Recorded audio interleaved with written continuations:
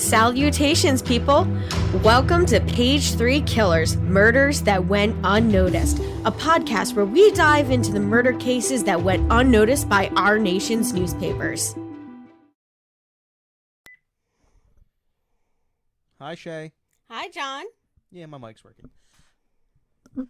Where are we at? Episode 39, Murders That Went Unnoticed, Page 3 Killers. That was really mixed up.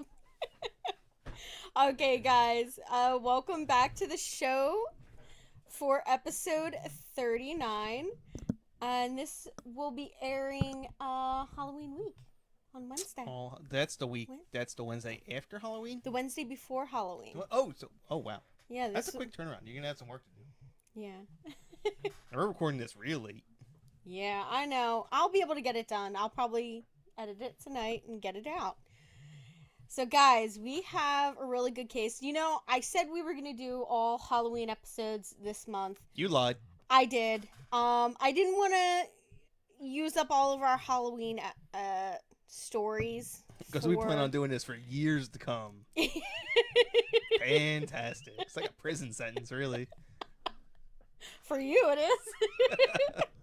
Me, I listen to enough true crime and I've watched enough true crime. I think I could get away with a murder or two. That's what you say. Or maybe I have. We're going to create a podcast of people who listen to true crime and thought they could get away with murder but didn't. That's our new podcast. Really good... That sounds like a really good topic. I know some people. You know some people. You know some people who've killed some people? Well, I don't personally know anyone. Some people that tried to kill some people. I knew one person who killed someone, but they're no longer with us. Really? Yeah, we won't talk about it. Okay, we're not going to talk about that. It'll upset some people, but I know some facts. Shoot. All right, so we're going to be talking about the Oakland County Child Killer tonight. So we are keeping with, you know, the holiday. This is kind of scary. Oakland, California? Yeah. No, Michigan. It's in Michigan. The lesser known Oakland. Yeah, the less notorious Oakland. Except for this. This was kind of in the state of Michigan, this was a real big deal. Pretty much like the Midwest, this was like a huge deal, this case. It really didn't make its way out to coast in reporting. Coastal elitism. Yeah, so this kind of stayed in the Central America, like the center of the United States. The Midwest, as they call it. Yeah, the Midwest. And this happened between 1976 and 1977. And it is an unidentified serial killer who is responsible for at least the death of at least 4 children in Oakland County, Michigan. Yeah. You look so downtrodden, babe. Well, we don't have our light tonight, so it's weird. Yeah, I know. You can. Everybody just gets the glare on your glasses. They can't even see your eyes. There we go. Maximum glare. So this is the reason why I can't have my glasses on when I get my license taken. My driver's license photo. Like, sir, we're gonna need you to take off your glasses. There's too much glare. Little do they know it's supposed to help you not be recognized. Well, next time I do, I'm taking off my glasses, I'm shaving my beard, and I'm smiling. Yeah. Because there's no way in hell if a cop ever pulls me over, I'll ever look like that. Well, no, because if you don't, you look like the freaking Unabomber. Well, no, hey. No, I mean, I'll completely shave my beard. You should show them your ID. No, I'm not showing everyone my license. No. That sounds terrible. Like the picture, like guys. I really do look like Ted Kaczynski. It's I don't know how you put up with that shit. It was at a stage where you were like growing it out. You were like the Amish beard. Like it was just real puffy, really long. And they came in really close to your face for that picture. Yeah, you couldn't even see my whole beard. It wasn't even that long. Yeah, I know. And it was a terrible picture. And then I saw it and immediately got my hair cut and a shave. So Yeah, and then he like held his old ID and his new one next to each other, and I was like, oh no. But so before we get started with our topic, John, do you want to give our shout outs? uh, Ralulk and Chelsea. Yes, thank you to our patrons for supporting us on Patreon. We appreciate it, and we hope to be giving you guys some good content. Smiles. Thank you, Chelsea, Hargrett, and Ralulk. Yeah, everybody else gets the crap content. People on Patreon, they get the good stuff. They get the train wreck. That's how that works. They get extra content, and they get to be our prime suspects. We know who you are. Yes, we do. We're coming after you. We have evidence. All right. Now let's move into our news for this topic. So since it's 1976 to 1977, I decided to go with 1996 when around the time that all of this was starting. So we got a couple of good interesting ones. So on January 27th, the United States vetoes a United Nations resolution that calls for an independent Palestinian state. I don't want to get into this. I know, you don't want to talk politics. I have some strong opinions on this one. All right. But nonetheless, still no independent Palestinian state, so. Yeah. So we're going to move on. March 9th to March 11th, we had 2 coal mining explosions claiming 26 lives at the Blue Diamond Coal Company mine in Letcher County, Kentucky. God, there's some jobs that I just don't think they could ever pay me enough to do, and coal miner is one of them. Oh yeah, definitely. There's. They could be like, here's $250,000 a year. Go on that mine. No. Zero fucks. No. Nope. Mm-mm. Sorry. Nope. No. So the people who do it for probably who make less than me, God bless you. Yeah. Because I'm an atheist, so God bless you. I don't like being down in dark caves. Like, I get a little unnerved in caves, but those in the iron workers, the guys who like put together the iron at the top of the buildings. Screw that. I don't like looking at pictures of those guys do work. Let alone, there's no way now. You literally could not pay me. Someone could be like, I will give you Bill Gates money. I'll inherit all of Bill Gates' money. You have to do that for 2 years. Nope. Sorry, bye. It's like, hell to the nose. Like, I complain about how much some people make. I will never complain about how much iron workers make. Ever. Yeah. All right. Our next story is on March 31st, and that is the New Jersey Supreme Court rules that the persistent vegetative state patient Karen Ann Quinlan can be disconnected from her ventilator. She remained comatose and died in 1985. Holy crap! She survived 9 years in coma? In a coma? Yep. After being taken off of a ventilator. After they said, oh, Jesus. Yeah. So, can just imagine family making that decision to take her off, thinking, she's gonna like pass quickly. Yeah, that's rough. Yep. Now on to our seedy side, because that's really sad way to end that one. Oh yeah, please move on. I don't like thinking about that. Yeah. So seedy side. January 5th, we have Beatles associate Mal Evans is fatally shot by police amid a disturbance at his Los Angeles home. I love the Beatles. Yeah. For the exact opposite reason that everybody else loves the Beatles. Why do you love the Beatles? because they were a bunch of they really were just punk rockers. They were like everything. Everybody, the popular myth of the Beatles is that they were hippies, and like they were the furthest thing possible from the truth. They literally were writing songs. Like if you just listen to the lyrics of their songs, they were anti-revolutions. Like the song "Revolution" is played by people who think that they're talking about like actually starting. No, they're like, "Hey, idiots! If you have a revolution, bad things happen. People die. People starve. You don't want to have a revolution. Stop it."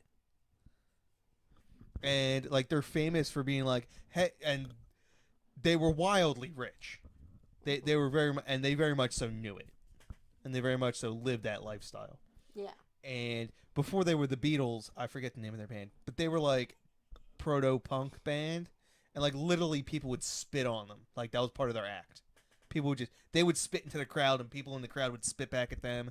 They were like hardcore punk rockers back in the day, and or as much as punk rock existed in the '60s. Yeah, and then they had managers were like, dude, just like cut your hair and play this poppy song, and they became super popular. Yeah. I know a lot of people that are into the Beatles that like the Beatles. I like a few of the songs, not all of them. Some of them are really good. See, you have to listen to the late Beatles, and then you can't listen to songs. You have to listen to albums. Yeah. Now, January 25th is our next one. Would-be President Gerald Ford, presidential assassin Sarah Jane Moore is sentenced to life in prison. I actually did not know Gerald Ford had a potential assassin. Yep. I support her. You think he would have been a terrible president? No, well, he was a very mediocre president. He was basically a puppet.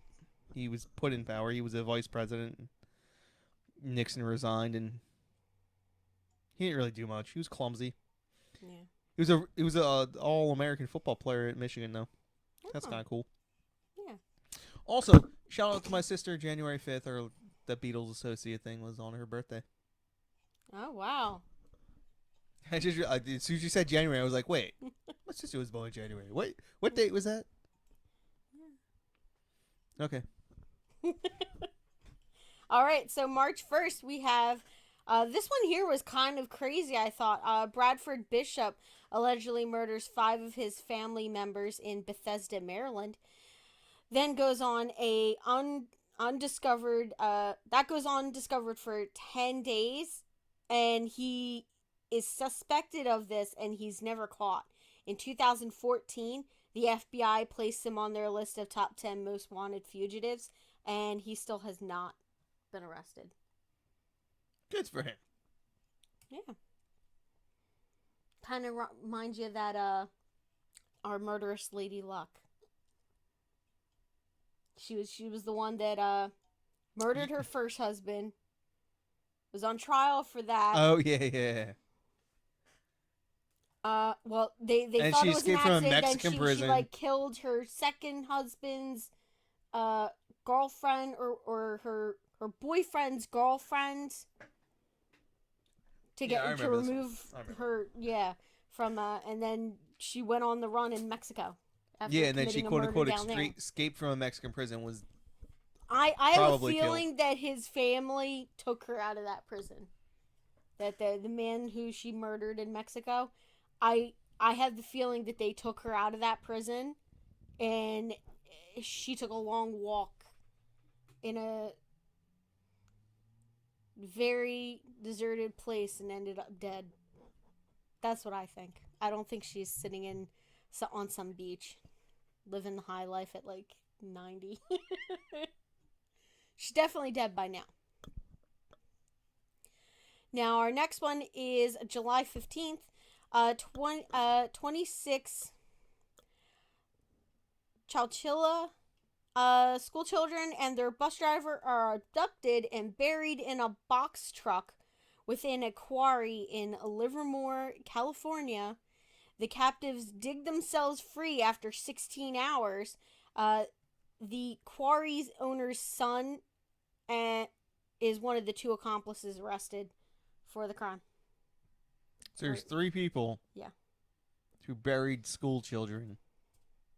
And a school bus driver. And a school bus driver. Yep. And then they and couldn't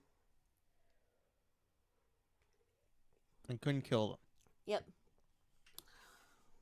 I think they were trying to ransom them. I'm gonna say it's a Darwin Award. Yeah. Them going to prison and not procreating is a good thing. Yeah, definitely. So that is all of our news stories. That was quick. Yeah. I tried not to overload it because there was a lot of information to get through for the episode. Oh God. Well, it's not that bad. When I say it's not that bad, it's not that bad. Okay. Yeah. Everything's really short. Okay. All right, so just a little bit of background, guys, for you. So this case starts off between February 15th, 1976 and March 16th, 1977. 2 boys and 2 girls between the ages of 10 and 12 go missing outside of their homes in Oakland County, Michigan, north of Detroit. All of the bodies are discovered in public places within 19 days of their disappearances. The children were found either strangled or shot, and the 2 boys appeared to have been sexually abused. The 2 girls, they weren't. They didn't appear to be abused in that manner.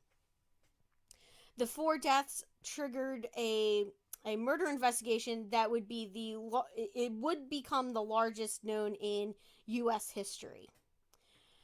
Detroit's 2 daily newspapers, as well as the area's numerous radio and television stations, covered this case a lot. So there was a lot of local coverage for this case. Now we're going to get into our confirmed victims, now that I gave some background. So our first victim that we're going to talk about is Mark Stebbins. Now he was a 12-year-old boy living in Ferndale section of the city. He went missing on February 15th, 1976. Now, he was on his way back from the American Legion Hall to his home. He was abducted somewhere between there and his home that night. His body was found 4 days later, and he was found wearing the same clothes he had last been seen in. Now, he was lying on a pile of wood and dirt in the parking lot of a local office building in Southfield. He had been strangled and sexually abused with a foreign object. I'm not sure if they know exactly what kind of object. I really don't want to know, though. So they can keep that information to themselves. I don't want to know. There were 2 lacerations to the left side of his head at the rear, so right back in this area. Rope marks were evident on both his wrists and ankles that indicated that he had been bound during his captivity.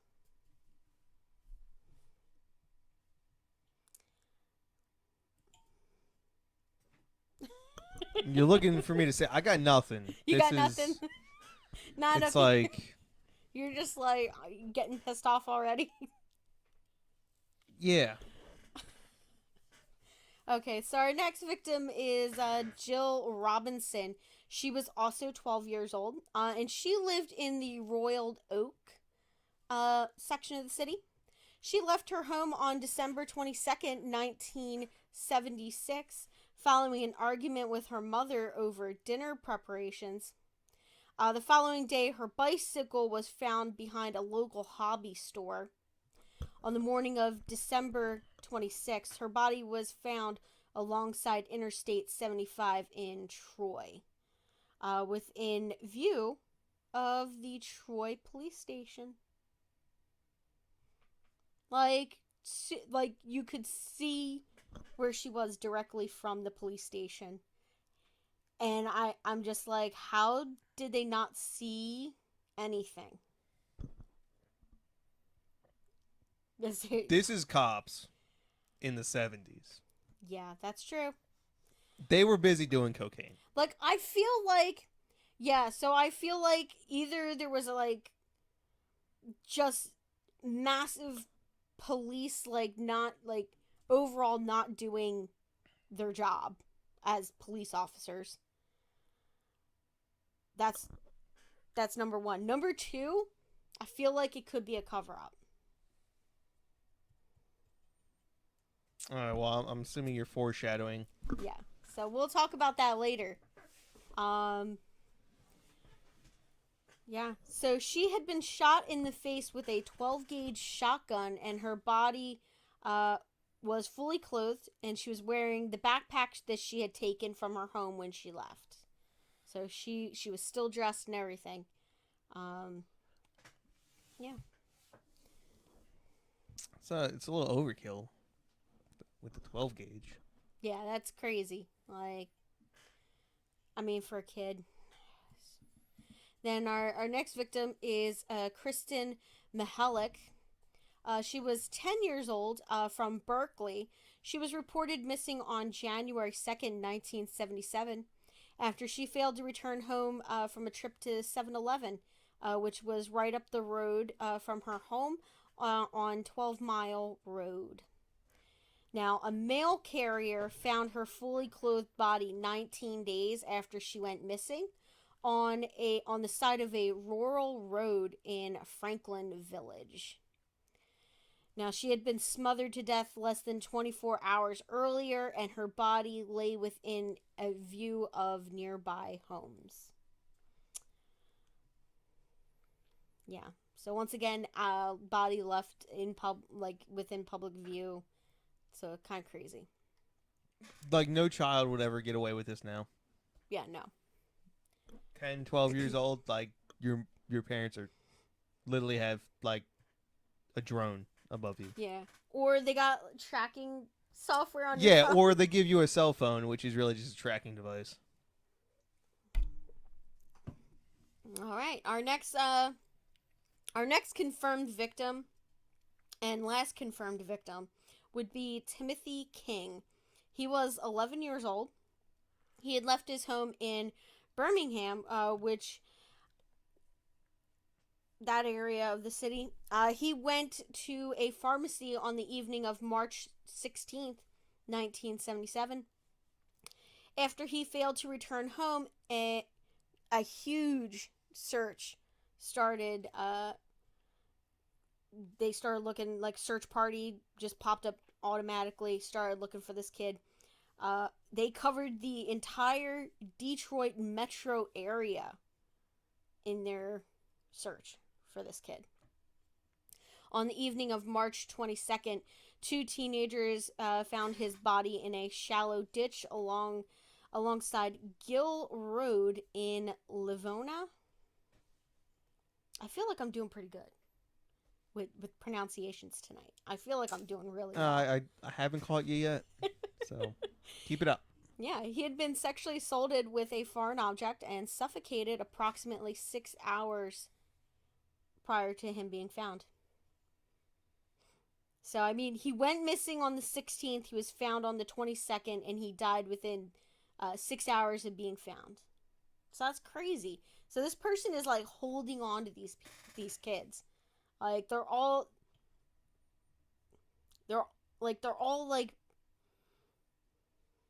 there's at least 4 to 5 days at minimum that they're being held. The max was 19, and she had been killed, like, within 24 hours of being found.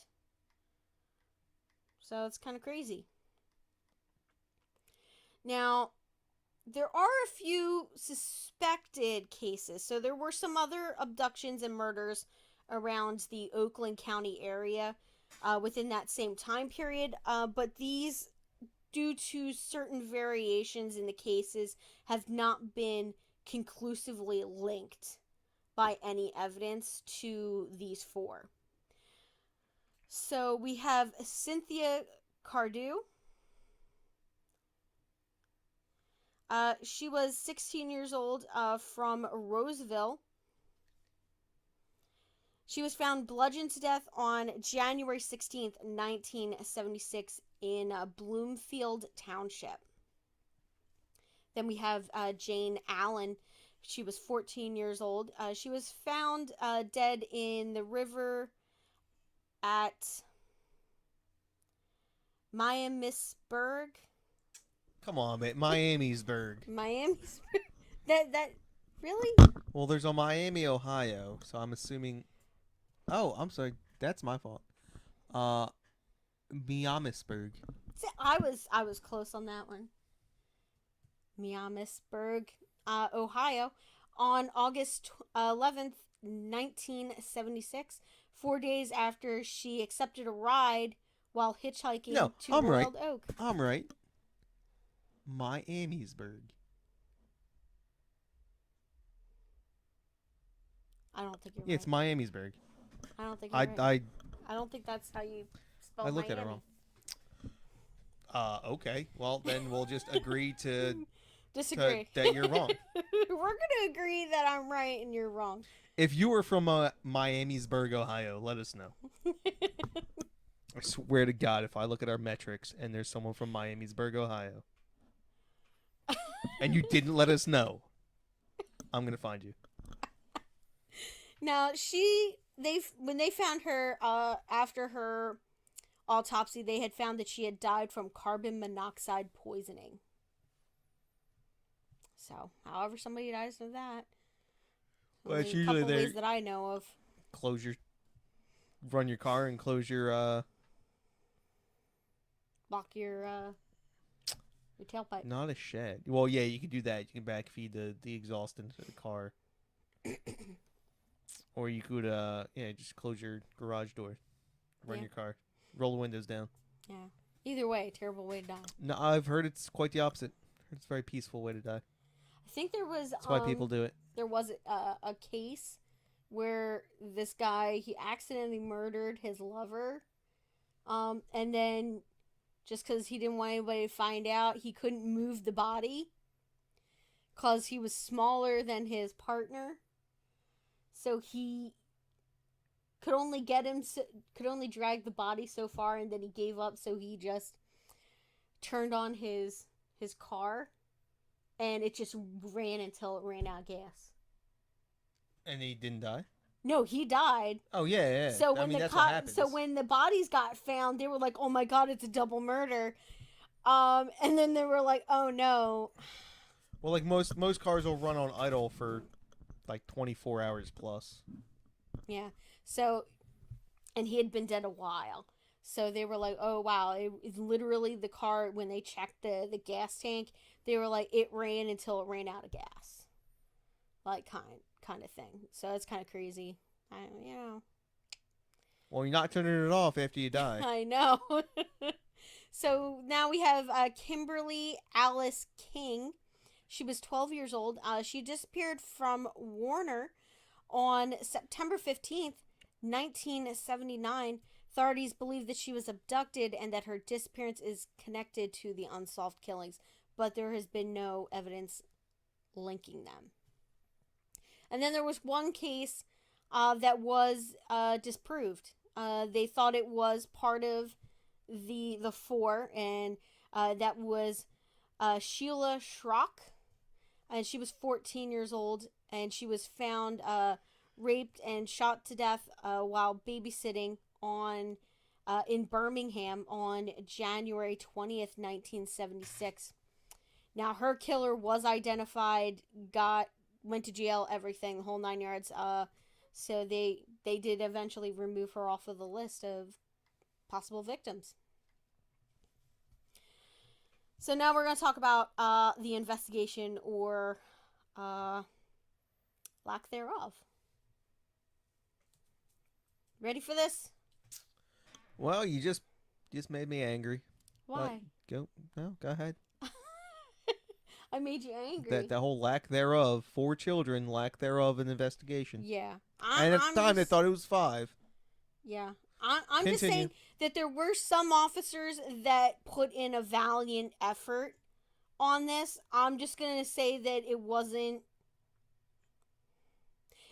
necessarily investigated to the best of everyone's abilities. It wasn't a team effort. Yeah. I'm sure that some of the cases just weren't taken as seriously as they should have been, as soon as they should have been, you know? It wasn't until the bodies turned up that they were like, oh, okay, we should have been looking for this kid. Kind of thing. Now, after the discovery of Kristen Mihalik's body, authorities noticed similarities shared between Mark Stebbins and the Jill Robinson case. Now, prior to the third victim, these cases were not connected at all. They thought they were just one they thought was a runaway, two they thought was that they were clearly abducted because there was no issues in the home. There was no problems with the kids and their parents, so there was no reason for these kids to just go missing. Or no, the one mom didn't make dinner very well. Yeah, they argued over and they thought that she ran away. I love the way that it was presented. There was a disagreement over the dinner preparation. Yeah. Nah, she was gonna make you eat your vegetables, kid. Brussels sprouts all the way. I'd have left too. At least if it was my mom making Brussels sprouts. Sorry, Sherry. God, they were terrible. Mom, olive oil, garlic, and salt. And with then, a little bit of pepper. Don't roast them. Or roast them. Don't boil them. I don't like mushy, and then they just taste too much like cabbage. What? You always complain I undercook them. No. The problem is you don't cook them enough. But I don't like them mushy, but I like them a little bit more well done than what you do. But they're still good. They're edible. So I'm not going to complain. Anyway, this is 1976, so people hadn't discovered good food yet. So they were probably boiled Brussels sprouts. That's what we're assuming. So. Yep. Now, reports were released warning the public that a serial killer was possibly operating in the Oakland County area at this point, after the third kid went missing, and they linked them. The Michigan State Police led a group of law enforcement officials from 13 communities in the formation of a task force devoted solely to the investigation into the killing of these three children. Now, at this point is when the good police investigation starts. When the state police take over and they start this task force. This is where these are the officers that are actually trying to solve this.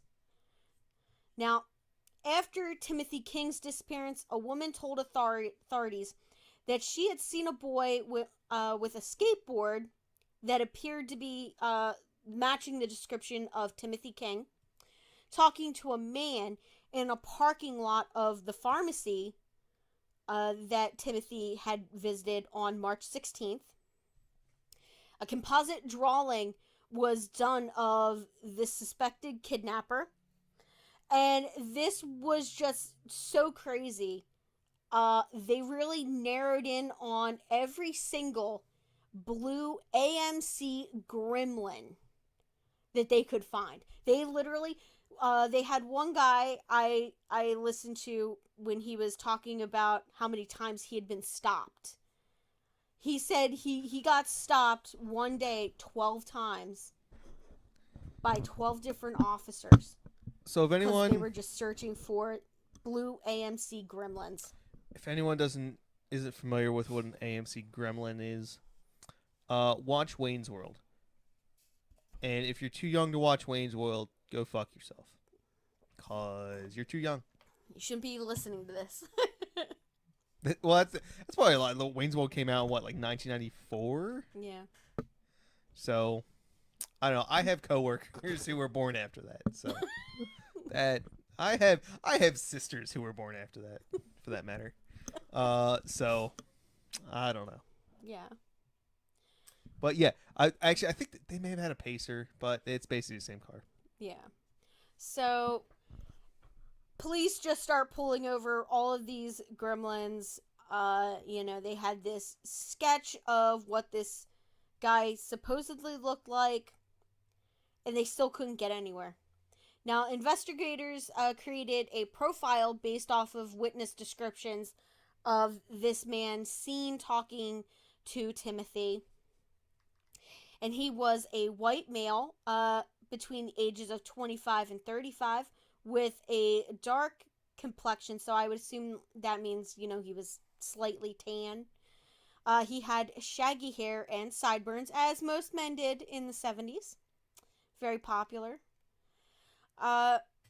He most likely had a job that gave him freedom of movement and made him appear trustworthy to children. Who's more trustworthy than a police officer? It sounds like a cop. I mean, yeah, come on. What cop in the 70s did not have sideburns? I'm pretty sure it was standard. I'm trying to think like 70s TV shows, like Yeah. like Bonanza. Oh, that's I was thinking like Dirty Harry. Yeah. So he was familiar with he must have been familiar with the area and could keep children captive for long periods of time without arousing suspicions in his neighbors. So, yeah. I mean, that sounds like a cop. Yeah, exactly. So, all in all, the task force checked more than 18,000 tips over the course of this investigation. That's a lot of tips. That's a lot of tips. That's crazy.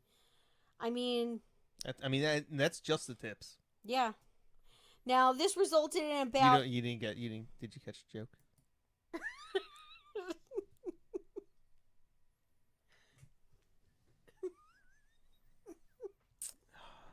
Whatever. This is what I got. This is all I got, okay? I'm not a stand-up comedian. All right. So, these 18,000 tips resulted in about 24 arrests unrelated. Two dozen arrests? Yeah, and they discovered a multi-state child porn ring in the course of this investigation. All right, well, I guess the 18,000 tips are worth it. Yeah. So the child porn ring operating on North Fox Island in Lake Michigan was actually run by like this millionaire, like this super rich guy. And he was supposed to be like a camp for underprivileged youths. And really it was just a place for pedophiles to have access to children. So it was Epstein Island. Yeah, basically, yeah, it was Epstein Island before Epstein Island. Well, he's been operating for a while. Well, was operating for a while. Yeah. Before he didn't kill himself. Yeah. Thank you, Hillary. He's good friends with Bill. That's all I'm saying. He's also good friends with Trump. Okay. Even worse.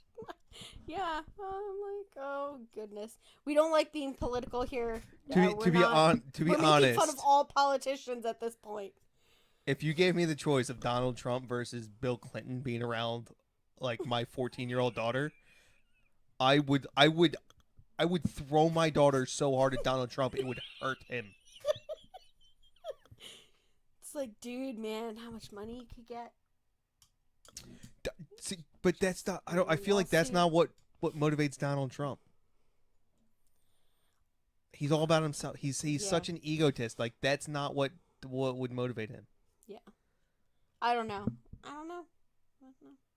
Now the task force was unable to make much headway in this investigation. They ended up disbanding in December of 1978. With the investigation being turned over completely to the state police. By the way, did you hear Bill Clinton went to the hospital? No.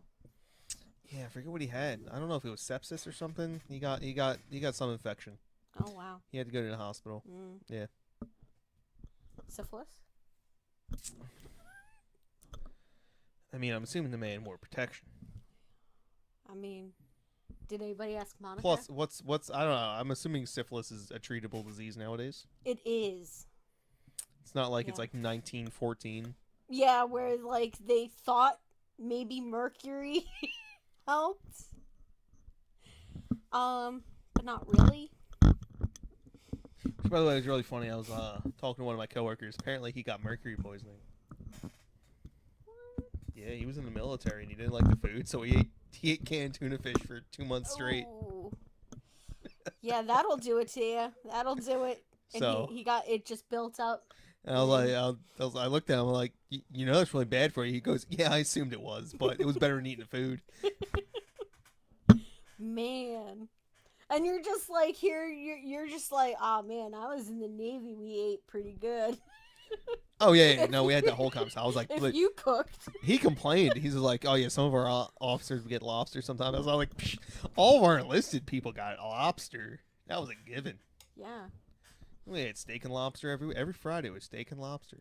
Well, for the enlisted, for the junior enlisted, it was steak or lobster. But for the important people, it was steak and lobster every Friday. That's crazy.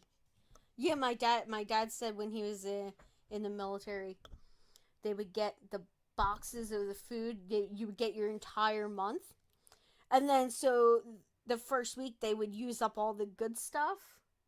And then as the month went on, it got progressively you got worse. a chicken and rice, and then last week you just rice. Just rice with condiments. Like, I'm going to mix some ketchup some in this. Oatmeal. There was, like, rice, condiments, maybe hot dogs. I just look up ketchup fried rice. It's actually delicious, but, like, I'm pretty sure that's where it comes from. Just, like, that and poor Korean people. Yeah.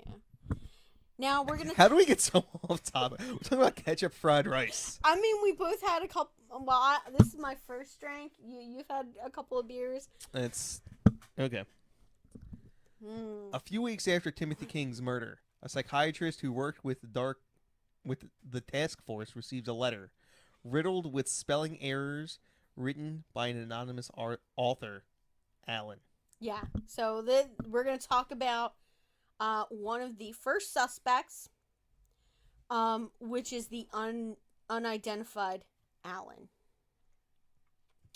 Now, Alan, in his letter, claimed to be a sadomasochistic slave of a killer he called Frank. Oh, hold on, sadomasochist. He liked to being suffer in pain. Yeah. Okay. What's the other? It's just a sadist, right? Yeah. Yeah, that's okay. So a sadist is somebody that likes to inflict pain. Yeah. And a masochist is somebody that likes to receive pain. Yeah. Okay, so Alan wrote that he had both served in the Vietnam War, that they had him and Frank had served in the Vietnam War together. They'd been traumatized by having to kill children while in Vietnam, and that Frank had taken revenge on more affluent citizens, such as the residents of Birmingham, for sending forces to Vietnam. So he blamed the rich or more well-off people for having to go to Vietnam, which was pretty common at the time. Yeah. Because it was a well-known fact that rich people could buy their way out of service. Yeah. Even though there was a draft. I mean, do what Dad did. He just like joined and pick an easy MOS. Yeah, exactly. Nice desk job. I mean, he probably still saw a ton of stuff that he didn't want to see, because that's just the way Vietnam was. But yeah, at least he wasn't like out in the trenches, like walking around and stuff like that. Your dad's tiny. He's lucky he wasn't a because mine finder. Yeah, his height did not do me any favors. Sorry, Dad, because I know he's gonna listen to this episode. Yeah, so sorry. How tall are you? Like, he's got to be like I'm 5'2"? I'm 4'11". He might be 5'3"? He's like, yeah, he's not much taller than me. My uncle's not much taller either. I mean, I'm tiny. I'm 5'8". I got a few inches on him. Yeah. So yeah, he's got to be like around 5'2", 5'3". That seems about right. Now, Allen expressed fear and remorse in his letter, saying that he was losing his sanity and was endangered and suicidal. So he was afraid for his life, but he was also suicidal. I mean, this was also like right 76. We're talking right after the war. Yeah. These guys were like just getting home. They were just being released from service. Which is potentially. I mean, some guys got out a lot sooner, but yeah. Now he was admitted to having accompanied Frank while he went on his hunts for boys to kill. When he went hunting for boys. Now, he instructed the psychiatrist to respond by printing the code words, Weather Bureau says trees provide photographic evidence. Oh, I'm sorry. Oh, you misread that one. I just totally Yes, the skipped trees totally provide photographic evidence. Yeah, no, so I'm sorry. I totally skipped a line. Birds aren't real. Oh They're all just surveillance cameras. They are.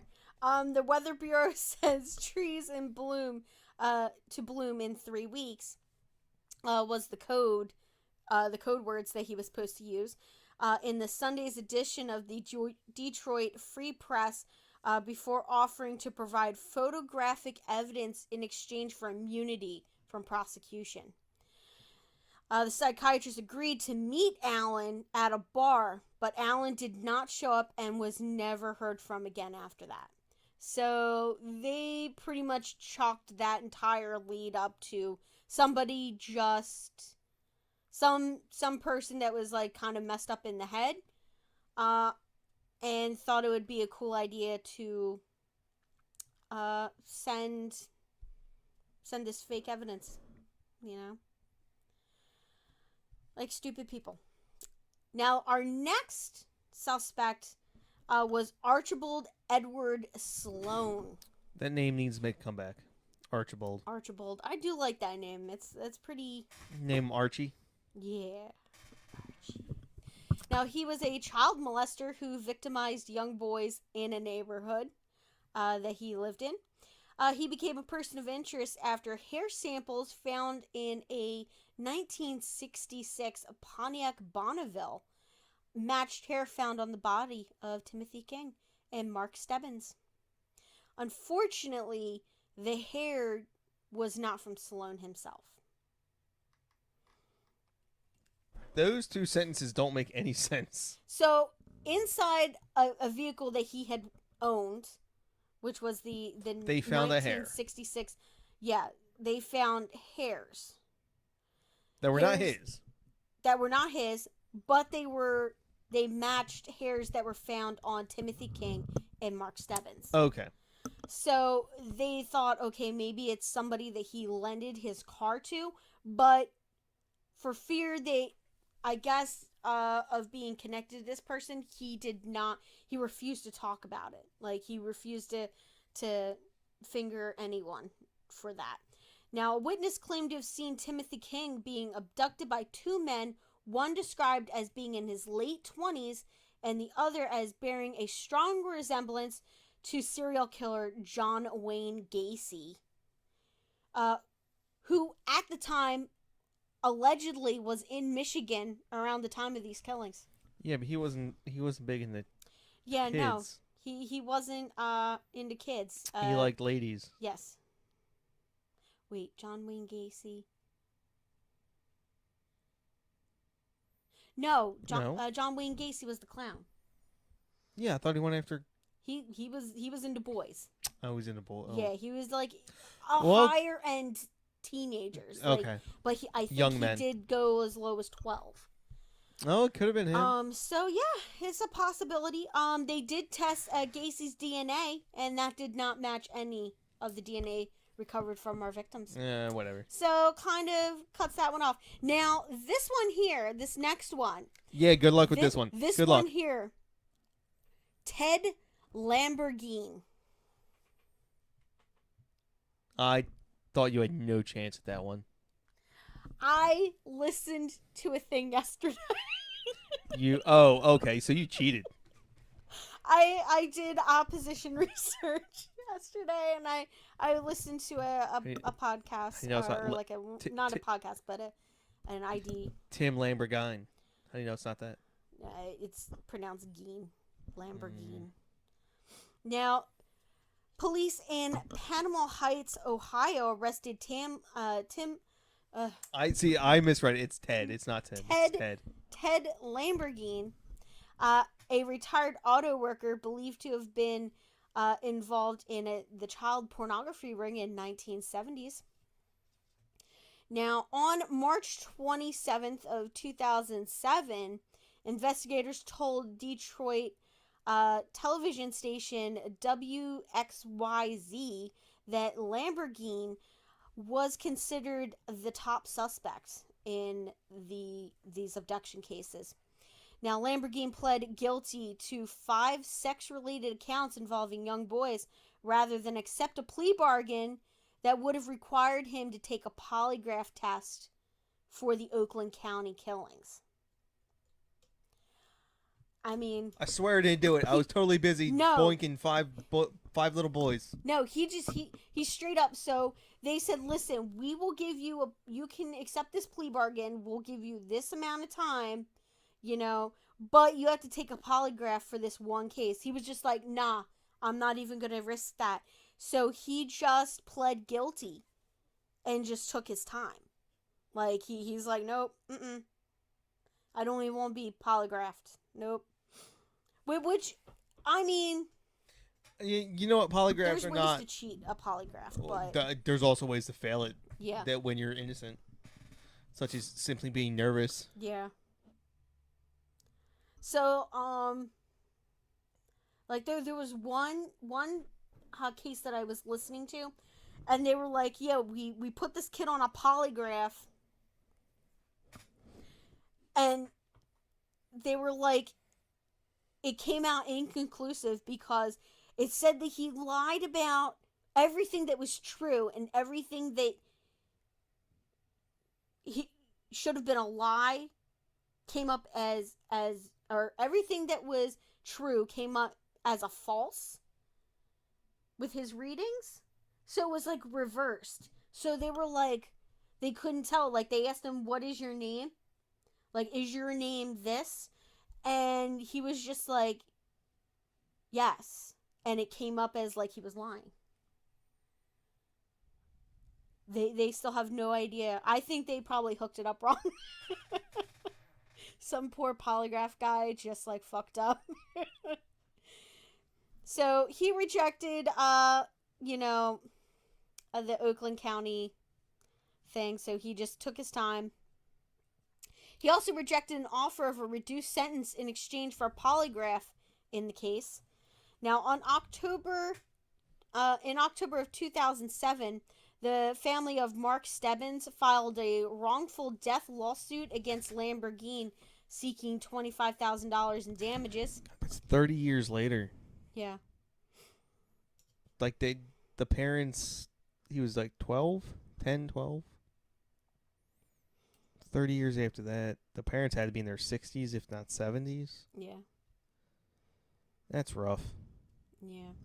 Now, the lawsuit against Lamborghini alleged that he, when living in Metro Detroit in the late 1970s, abducted Mark Stebbins, held him captive in a Royal Oaks house for 4 days in February of 1976 before smothering him to death during a sexual assault. Now, Lamborghini has never been formally linked or charged with the death of Mark Stebbins. Now, the next one, babe, is that guy seems like a good suspect. Yeah, he seems like one of the better suspects. Also, they were able to link him to like a vehicle that looked similar to a gremlin. There was a lot of other evidence that was all circumstantial. They just don't have anything that proves that he was in the area when any of these kids were abducted. So, unfortunately, he's not going to talk, so we're probably never going to find out if he actually did it. Now, the next suspect was Chris Bush. This case sparked new interest when King's father, Barry, and King's brothers tried to get the state police to release information about Chris Bush. Now, Chris Bush was the son of General Motors executive Harold Lee Bush. Now, Chris Bush had been in police custody shortly before King's abduction for suspected involvement in child pornography. So he was possibly part of that child pornography ring that we discussed about earlier. He allegedly committed suicide. Allegedly, guys. So I'm air quoting for anybody who's not watching the YouTube video. He was allegedly found after he committed suicide in November of 1978. Now, there was no gunshot residue found on him. There was no blood splatter that matched up with the trajectory of the bullet for him having killed himself. The entry wound was between his eyes. Now, there were 4 shell casings found in his room, but there was only one bullet that went through his head. He was also found wrapped underneath of his sheets. Now, blood-stained ligatures were found in his apartment, as was a hand-drawn image of a boy closely resembling Stebbins screaming, which was pinned to the wall. I feel like this was a setup. I do not feel like he killed himself. I think... That's pretty obvious. You don't miss yourself 3 times. Yeah, you don't miss yourself 3 times and then shoot yourself between the eyes your 4th time and somehow roll yourself up into the sheets and then make sure that the blood splatter doesn't match, nor do you not have gunshot residue on your hands. Or you can do that, but like I mean, he didn't have any gloves on his hands. There would be an obvious setup. Yeah. So, and I just feel like this was cops. This was a cover up right here. This whole thing, right? This guy here. I'm sure he was probably terrible, horrible, no good, very bad man. But I don't think he killed himself. Now, there had been no confirmed activity by the Oakland County Child Killer for nearly 20 months prior to Chris Bush's death. Now, the state police have released a 3,400-page investigation record to Barry King, the father of Timothy King. Now, we're going to talk about... Now, this isn't the police investigation, okay? So, we had... previously, we had the investigation by the state police. Now, it is roughly like 2006, 2007. They're able to... Barry King's father is finally able to get this investigation report from the state police. So, him and his family, along with other people that are supporting their cause, start looking into this case and start compiling their own investigation. Now, that file that he was able to get included DNA testing of new suspects, the blood-stained ligature, and sketches from Bush's apartment. Now, Catherine Broad, who is King's sister, compiled an archive of investigation material as their new case developed. Upon researching the case records, the King family produced a documentary entitled Decades of Deceit, This documentary basically condemned the police and the prosecution for allegedly sloppy investigation and uncooperative communication with the family.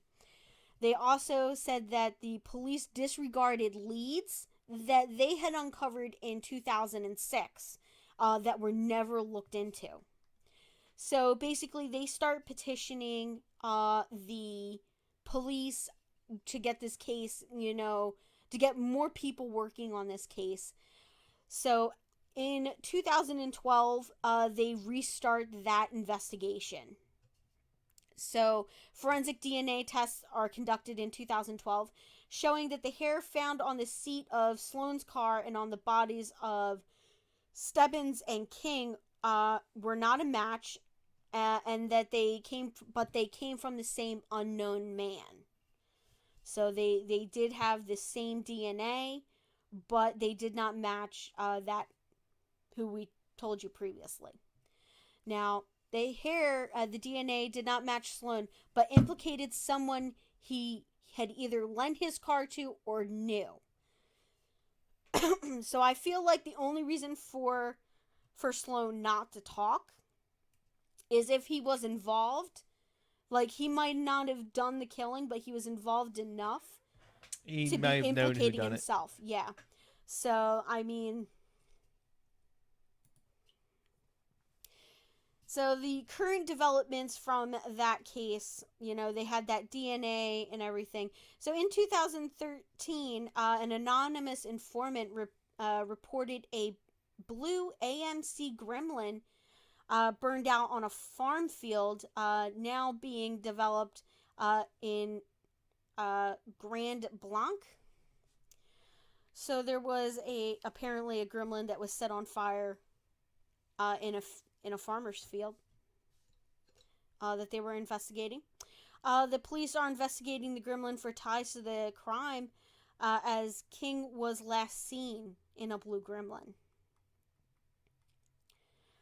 All right, now we have Jeff Gannon. Damn, I knew I was gonna miss one. I mean, I made it through almost 8 pages of notes. Now this guy here, he's like I'm trying to like think up like a really good. And also talking, this is all done 30 to 35 years after the fact. Yeah. So this guy here is like an investigator, like a couch, an armchair detective is what I'm going to call him. This guy here did his own little investigation. He's a Reddit detective. Yeah, a Reddit detective, yes. So in 2005, an unidentified man who would later emerge to becoming a common figure in the case had been referred to by the alias of Jeff. In an interview given to the Oakland County investigators in 2010, Jeff informed them of conversing with an acquaintance while driving. This acquaintance of his navigated through lesser-known routes associated with the case with ease. This acquaintance also spoke of details written in Allen's letter, which had never been turned over to the public. So nobody had seen this letter up until then. Now, Jeff requested information about the Allen letter to help confirm his suspicions, but was denied. So the police denied giving him that letter. They said, no, we're not going to give that to you. So in 2010, Jeff gave a recorded interview to the Oakland County investigators and prosecutor, Jessica Cooper, to present evidence pertaining to his investigation. Now, Jeff claimed to have tried to approach Cooper with his findings and to convince her to place the case under the jurisdiction of the Department of Justice instead of the state police. Now, Cooper dismissed his suggestion, and as there was no new evidence being presented, his request to inspect the Allen letter was denied. Now, Cooper described the interview as a rambling statement, outlined a theory that the Oakland County Child Killer abductions and murders were related to pagan holidays, the lunar calendar, and Wiccan rituals. Okay. Yeah. That's all you can say Well, right there. I mean, he sounded promising. Yeah, he did. And then he just... And then he screamed they're turning the frogs gay, and he lost all credibility. Yeah. And you know what? I actually, when I heard that part, I actually had to do a double take on the dates. I'm like, wait, is this during the Satanic Panic? And I'm like, no, that's like the late 80s, early 90s. I'm like, nope, it's not the Satanic Panic. But, I mean, it is Midwest Christianity, I guess. So Jeff proceeded to correspond with Deborah Jarvis, mother of victim Christine Mihalik, and investigative journalists such as Bill Proctor and Helen Catello, or Heather Catello, in 2010. He claimed that he was among a team of a dozen investigators involved with the case that could identify the perpetrator of the crimes, but refused to indicate which law enforcement division he was working for. So when he corresponded with journalists, he claimed to be working for a law enforcement division, but he never said which. Now, Which almost makes sense. Yeah. So Jeff claimed to have spent a total of 10,000 hours investigating this case over several years, but was reluctant to release his results as he doubted the competence of the Wayne and Oakland County investigators that were heading the investigation.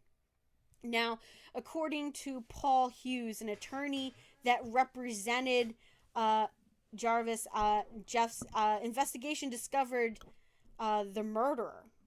So he said, oh no, I know who it is.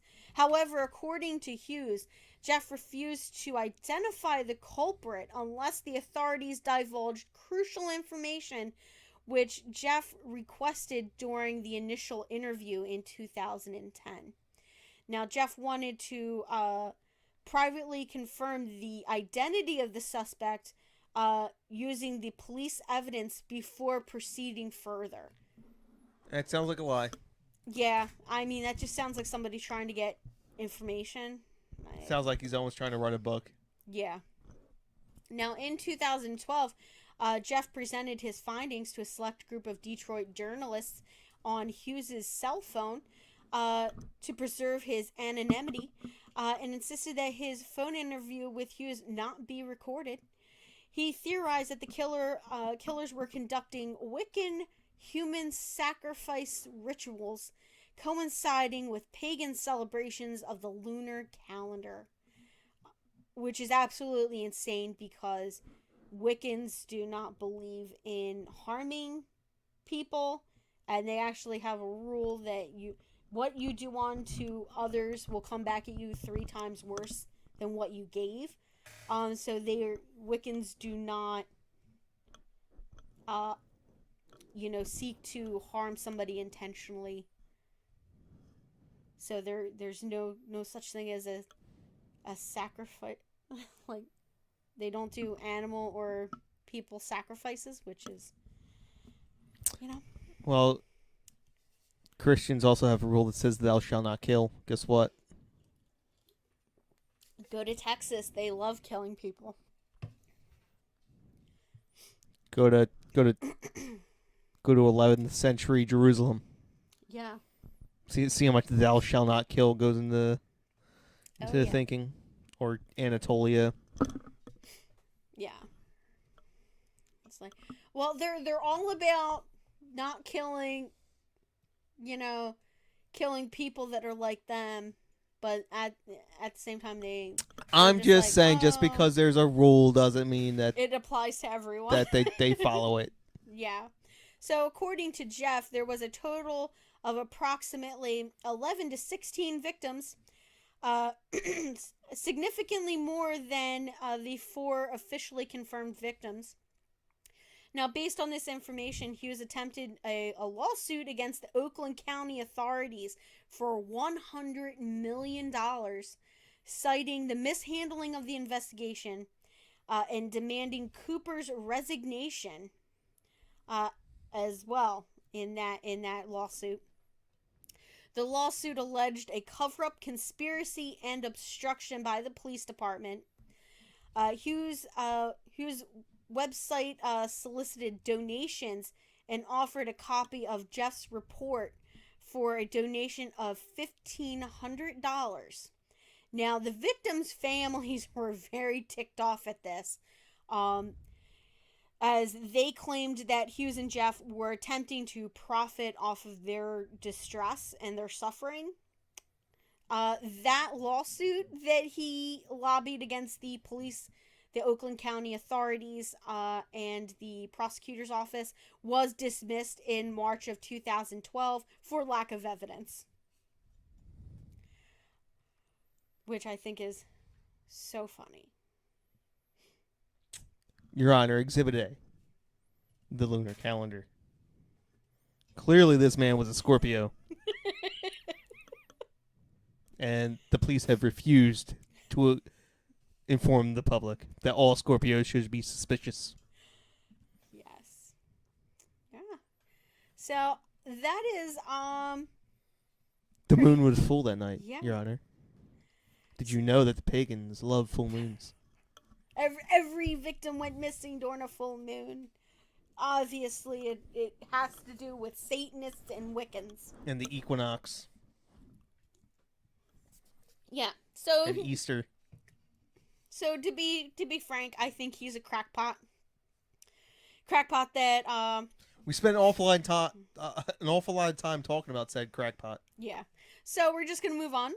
Now, you remember we were talking about Archibald Edward Sloan earlier.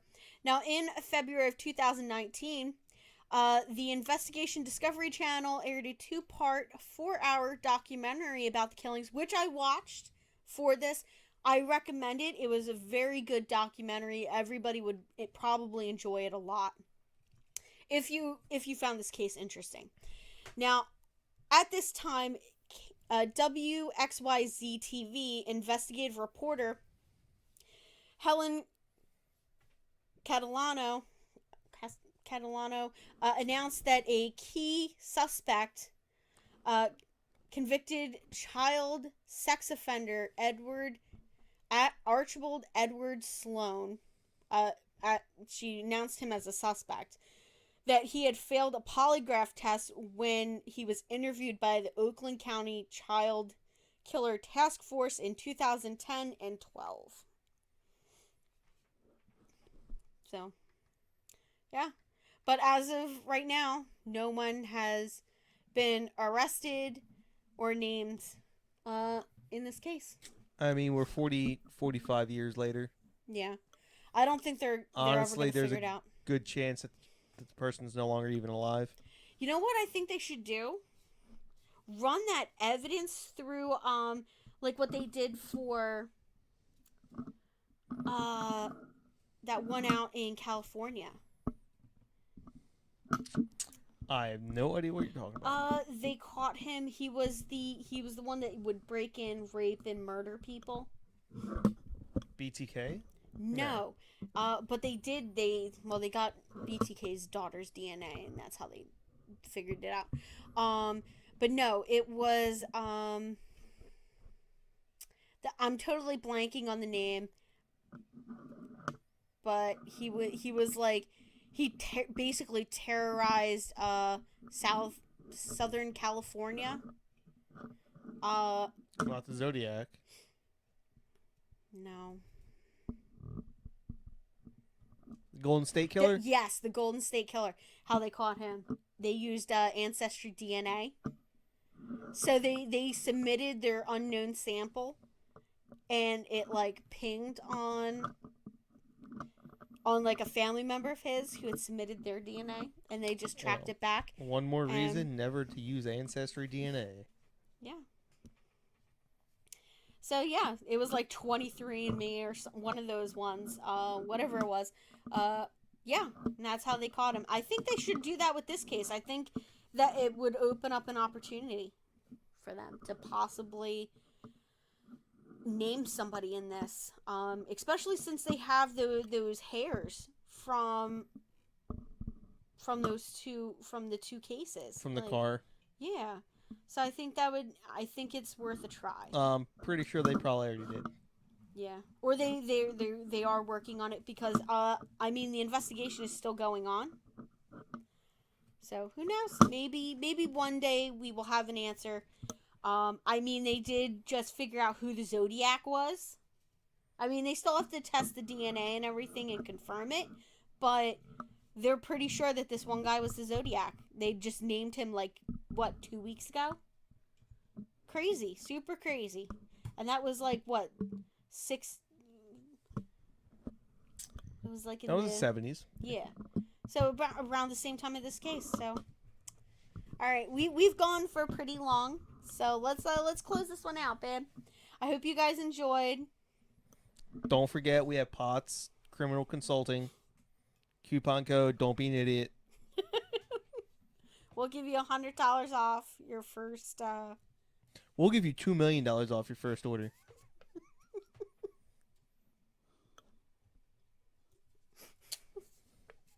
I mean, it doesn't matter what we say.